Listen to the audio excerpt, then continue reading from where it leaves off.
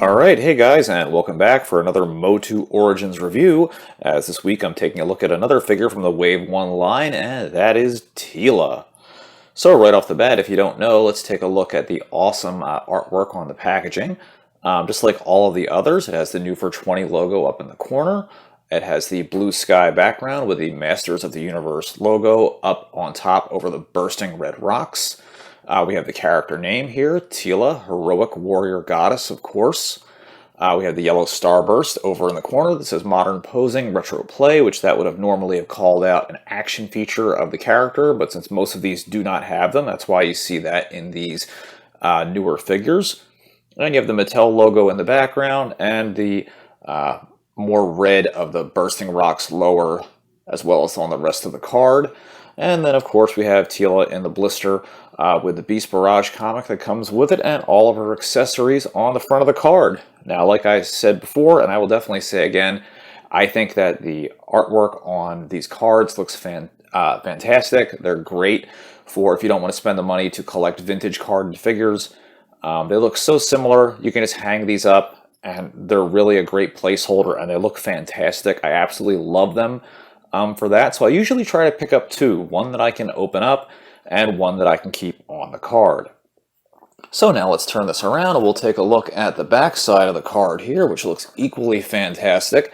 And as I said before, you always are going to see some Easter eggs that are going to be called out at the back of the card. And on the top, of course, we have the awesome artwork we have. It says includes comic book and the Starburst. And then you have Queen Marlena and King Randor in the back as the Castle Eternia is being, almost called it Castle Grayskull for a second there, is being invaded by the evil merman, and you have He-Man and one of the palace guards protecting the king and queen, while Teela in her sorceress armor is defending them and giving Merman quite the lashing. So when this came out, we didn't really know we were getting a merman, so this is great because it shows you like other characters that, while they're not always coming out, they're about 95% certain that what you see in the cover art is coming out, and the artwork is just fantastic. I really can't say that enough.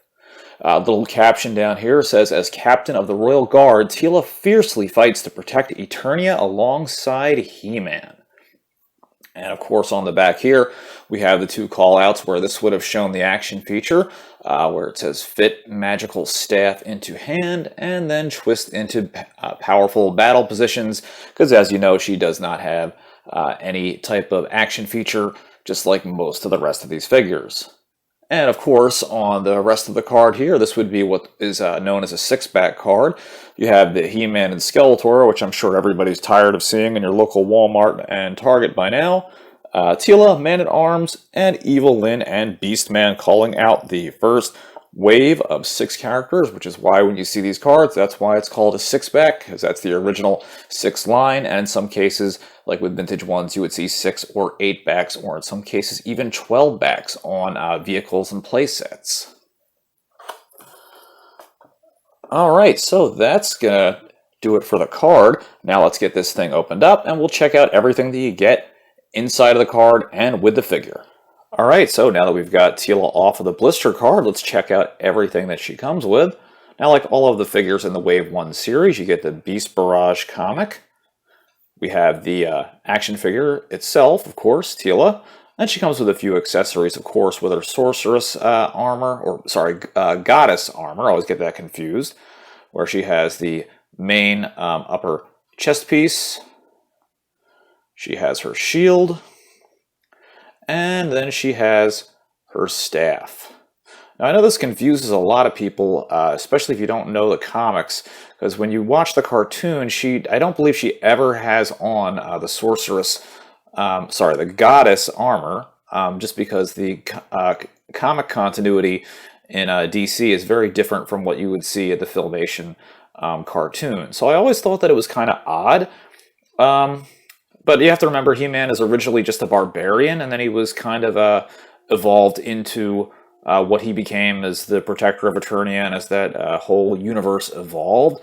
So I usually attribute her armor with like the Snake Men, and it's kind of weird to know where it fits in, and then it's very easy to get her confused, goddess, sorceress, like they're such interchangeable, so you almost think like, well, does she have any powers? Like, you know, so very confusing. Just a little tidbit of history, you know, about with what's going on with her armor and everything like that.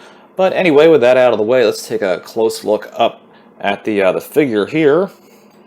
Now, I do say that Teela looks really good. I think that they did a really good job on the sculpt with all of her, you know, clothing, her wrist gauntlets, her upper arm gauntlets. The coloring seems nice. The hair and the face details are done well. Although I do have to say my main problem with this is her face looks really angry, and I don't understand why they chose to go that route. At least when you compare it to the original, which I'll do a side-by-side comparison a little bit later on. Yeah, she just looks very, you know, either determined or angry. She just kind of looks a little angry, and I don't know. It's just not how I really remember Teela. You know, she's definitely a fierce warrior, but I just think they could have maybe lightened her up a little bit as far as the facial features go. But other than that, really nice paint work, really nice detail work. You know, just like with all the other figures, you have the head that moves on a pivot, but not so much as with He-Man and Skeletor. It's kind of like a more minimalized pivot. And then you have the arms, of course, that go up and down, side to side. Moves at the elbows and the wrists. And I believe you can pop the arms out of socket and the wrists because they can be interchanged. But I don't know if they can be with the other figures. I don't know if they're just interchangeable with other characters like Evil Lyn and the Sorceress and things like that. She, of course, turns and pivots at the waist. Has the knees, which always look a little odd to me. And legs move out from side to side. The calves rotate 360 degrees. And then we have the little pivot at the ankle. Now, I will say with the ankle, especially with Teela, she can be very, very, very difficult to want to stand upright. I don't know what it is with this figure. I don't think maybe they flattened out the feet enough, or have a lot of difficulty with getting her to stand upright sometimes. But overall, I think that she's a really well done figure. I think it looks really good. This is a very close example to the retro original Teela, and it's a really good reimagining. So now, of course, let's take a look at the rest of her accessories that she comes with. So first, we have her main body armor here, and again, like I said, this is in the you know, the whole snake motif, and is that kind of rubbery latex plastic. So we'll go ahead and we'll put that on her now, and this just goes around over the top of her head. And then, just like on the vintage, there's just one little clip. And you just stretch that around like so. And that just securely fits on like so. Whoop, there we go. So I told you she just does not want to stay upright. There we are. And then we have her shield. Again, done really, really nicely and compared to the original vintage figure. And this is different because it doesn't clip on. It actually has a handle that she has to hold. So this is going to go in this hand, in her off hand here. And the little piece that you have to put in between her thumb and hand is rubbery. So I kind of wish that was a hard plastic because it makes it difficult to want to get it to move. And now with this, you're going to have to do a little bit of positioning to get that to look right. And I think that's the problem you have here with a shield that doesn't clip. I think a shield that would clip would have looked a lot better display-wise. Not that this really looks bad, but it does look a little awkward. I mean, you can get it posed correctly, but it's very hard to have it look like she's holding it naturally for battle. It just kind of looks awkward. Doesn't look bad, just looks awkward. I think having it just where it could have clipped onto the wrist would have looked much better, like in the original figure. And then, of course, we have her goddess staff. And again, this has like the cobra, like that, style motif, and very, very cool. And that's just going to go in her hand like this. Just slides into place. Does fit a little loose. The grip on the hand isn't the tightest. I mean, she doesn't drop it or anything, but it just feels like it could fit a little bit more snugly and securely. You know, you can pose her any way you want with the, you know, with her staff and everything like that, and looks pretty good. I think. Whoop, see those ankles? They do not really support well, no matter how you pose it there, unfortunately. But overall, I think that she looks good, and I think it's a pretty good reimagining of the original figure, and I especially think that her accessories with the armor look really good, especially kind of like with Man-at-Arms. I think they've done a really good job with characters like this when giving them their accessories and armor. I think they knocked that out of the park. That looks so dead on and just fantastic. Looks absolutely great. So let's go now, and I'll do a side-by-side comparison, and let's take a look at her next to the original Teela. Alright, so here we have the MOTU Origins Teela, and we have the original 1982 Masters of the Universe Teela. So I wanted to do them as a side-by-side comparison with and without their armor, just because I think there's a lot of detail that can be missed here. Now, of course, the figures look really, really different. With the original vintage, she does not have that crown, or at least it's not painted. I almost actually didn't notice that for a second. She does have the crown. It's just not painted in gold or tiara or what have you. She does have the same bracers and the same arm kind of guards or bracelets, whatever you want to call them there. They're not painted in at all. Her dress is basically exactly the same thing, except this is kind of like a little bit more of a gold. They stand roughly the same height. I think the plastic used in this may be a little bit bulkier, but overall I think I have to give it to the newer one. Aside from the eyebrows and everything, I really like the sculpt on the newer one better than I like on the vintage one. The vintage one looks very awkward, poses very awkward, but I do like the face better on the vintage one. Let's see how close up we can get a look at this here. And let me just sit them down here for a second. And as you can see, like, it's not bad that she looks very determined with this face, but just this, like, she doesn't look as angry. So, you know, I kind of like the face on this one better. The eyes are done better. The facial features are done better. So that's really my only complaint between the two of them. Other than that, I think that they look great. I just kind of wish... It's cool because you do remember in the cartoon Teela looking, you know, very determined and, you know, never backing down from Skeletor or Beastman. You know, she was just always, you know, a fierce fighter, fierce warrior and things like that. So it is cool that she does have that look, because I do remember seeing that in the cartoon. I just like the colors and just the way that they did that better. So now let's take a look at a side-by-side comparison of the weapons. Whoops, even the vintage one has a hard time standing, and her bands are actually really good. I kind of got to lean her forward to get her to stand. There we are.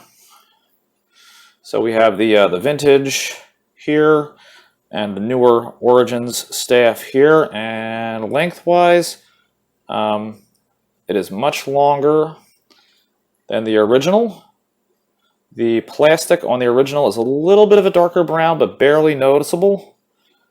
And aside from the fact that this is flexible and that this really is not, I mean, it is, but you could break it if you flexed it too hard. They're practically identical, except there's a little bit more detail in the original one. And then we have for her main armor, there's really almost no difference with this at all. I mean, this is about as identical as you can get, aside from the color being off, with this being a little bit of a burnt kind of mustard orange, and this is like a little bit of like a brick red orange. But everything about that is essentially the same. Mine, unfortunately, is a little cracked on the top, but still goes on nicely. And then the shields, I believe that the new one may be a little bit smaller, and they changed the design a little bit to where this is a little more curvy and flourished, and it stands out a little bit more. And I think I might actually like that a little bit better. I think that's really nice.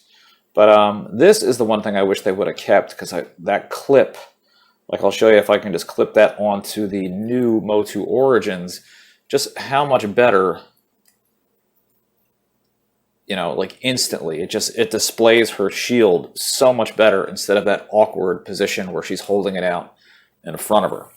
So now let's get them all armored up, and then we'll have a side-by-side comparison of what they look like in their base form and then in her goddess form. Whoops. Teela fell over again. There we go. So I'm just going to do it piece by piece. You can kind of see it coming together. And the armor goes on the same way. It has the same type of clasp. There we go. All right. Very, very hard to keep standing upright.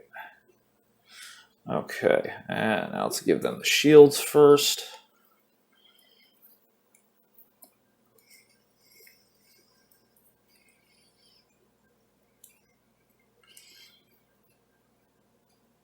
Alrighty, there's hers. And then with this, like I said again, it's so easy. It just clips on with no fuss, no muss. Her staff isn't bad with this one, but again, it just, look at how loose that is. That fits so loose in her hand, like she can barely hold on to it. I mean, she's totally not even holding on to it. And that's because, oh no, down again. All right.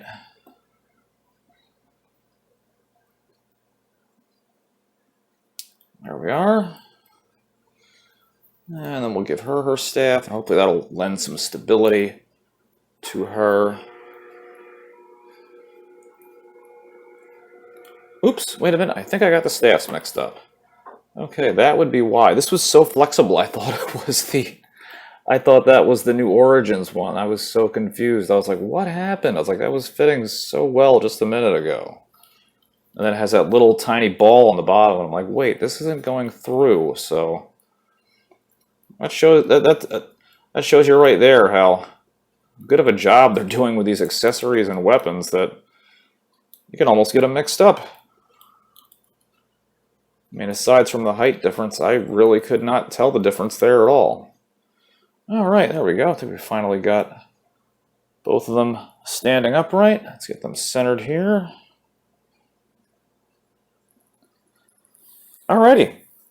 And yeah, there's definitely some noticeable differences, but I really overall, aside from some of the facial features and the way that the shield clips on, I really like the Origins one. I think it looks really great. So I don't think there's anything really bad here that, you know, if you're thinking about picking this up and adding it to your MOTU Origins Wave 1 line, absolutely. I mean, I really can't see any criticisms here as myself being a long-time MOTU fan. I think it looks great. Well, alright guys, that's going to do it this week for taking a look at the Masters of the Universe Origins Wave 1 Teela action figure. Again, like I said, I think it's fantastic. If you're already collecting the Wave, Wave 1's easily and readily accessible. I would totally recommend picking up Teela and adding it to your collection. It's a really great figure. I don't think there's much to complain about it at all, and I think it'd be a great addition to any Masters of the Universe collection. So anyway, guys, that is going to do it for this MOTU Origins review, so make sure to stay tuned, and I'll see you back here next time for another Masters of the Universe Origins review. Take care. Hey guys, if you liked the video that you just watched, don't forget to hit that subscribe button down below, and you can follow me at Facebook at King of Retro or Twitter at #8ByteBrian. See you next time.